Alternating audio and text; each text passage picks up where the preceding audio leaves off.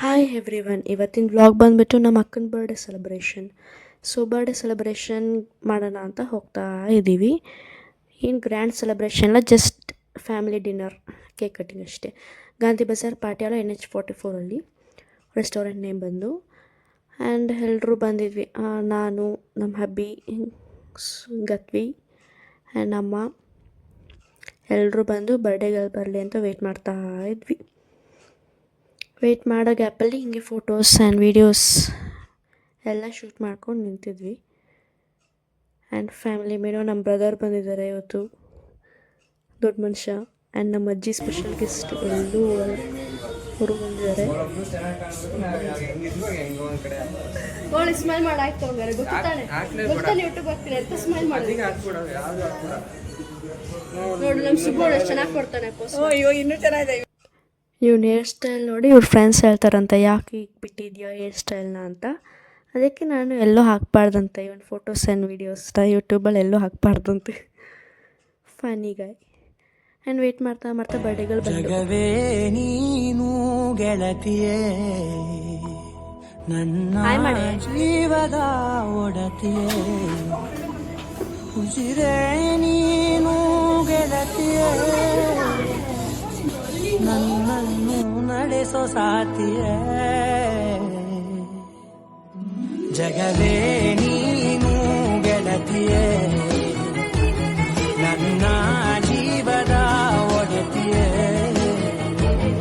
ಉಸಿರೇ ನೀನು ಗೆಳತಿಯೇ,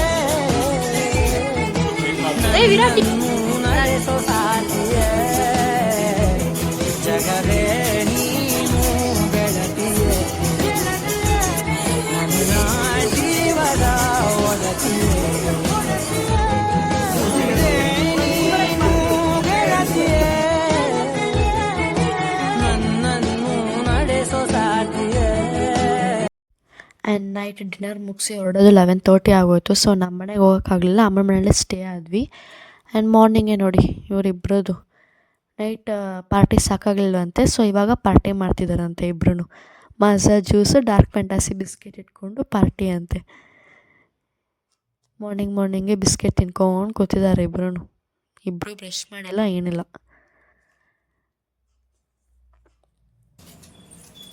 ಆ್ಯಂಡ್ ಇವ್ನು ನೋಡಿ ಏನೋ ದೊಡ್ಡ ರೆಸ್ಪಾನ್ಸಿಬಿಲಿಟಿ ಕೊಟ್ಬಿಟ್ಟಿದ್ದೀವಿ ನಾವು ಇವನಿಗೆ, ದೊಡ್ಡ ಕೆಲಸ ಕೊಟ್ಟಿದ್ದೀವಿ ಅಂತ ತಲಾಟೆ ಕೆಲಸನ ಇಂಟ್ರೆಸ್ಟಿಂದ ಮಾಡ್ತಾ ಇದ್ದಾನೆ. ಒಂದೊಂದೇ ಡಾರ್ಕ್ ಫ್ಯಾಂಟಸಿ ತೊಗೊಂಡೋಗಿ ವಿಂಡೋಯಿಂದ ಆಚೆ ಹಾಕ್ತಿದ್ದಾನೆ.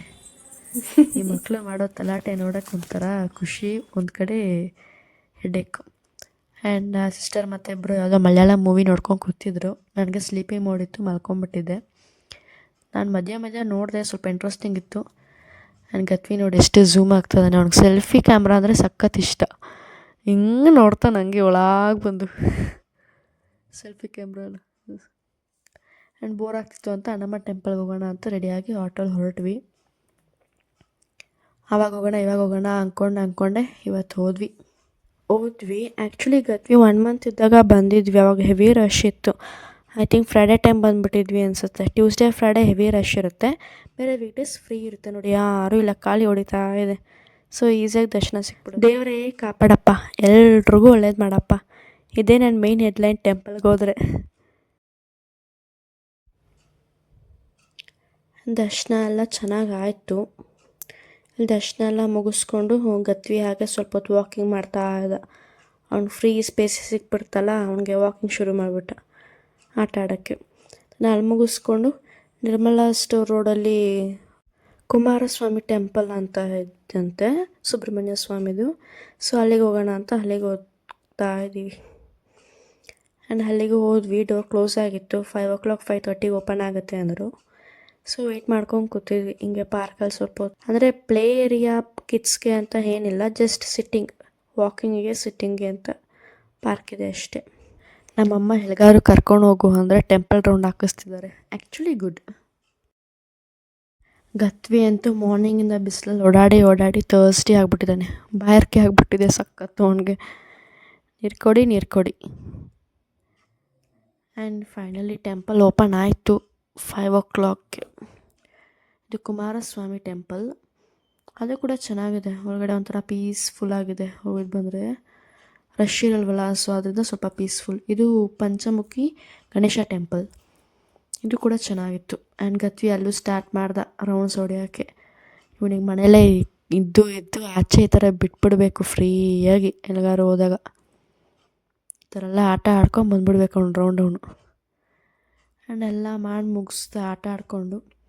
ಆ್ಯಂಡ್ ರಿಟರ್ನ್ ಮನೆಗೆ ಬಂದು ಹಬ್ಬಿ ಪಿಕ್ ಮಾಡೋಕ್ಕೆ ಬಂದಿದ್ದರು. ಆ್ಯಂಡ್ ರಿಟರ್ನ್ ನಮ್ಮ ಮನೆಗೆ ಬಂದ್ವಿ.